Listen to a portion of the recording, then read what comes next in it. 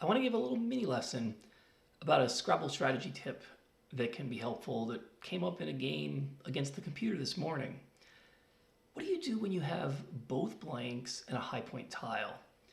So this is a game just a couple moves in. I opened with whiz, and I was actually holding one of the blanks originally. My opponent hooked it very quickly with fives and swizz, and I had to play off a couple other high point tiles, but I then found myself drawing the second blank and a J in this position. And the J kind of wrecks my bingo chances. Now, I think a lot of players in this position would be saying, what should I be doing? And looking for some way to dump the J for some points while scoring what they can and then end up using both blanks to make a bingo on the next turn. And that might seem like a reasonable choice, but I want to tell you that you should definitely look for bingos. And I will tell you as a hint, there is not a bingo here. This is very easily a turn where you could lose a lot of time looking for a bingo. But there's something else you should be looking for too. And that is an opportunity to split the blanks.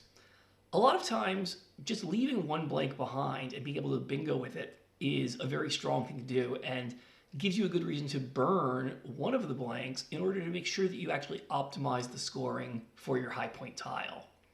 Now, I will say this requires a slightly obscure word here, but the play I played, which was by far the computer preferred play, is to make the blank a Z and play jizz, hooking swizz with a double Z. This scores 41 points right now and leaves behind a blank score on the next turn. Now, the computer was playing against me and had a bingo of rehearse on the very next turn.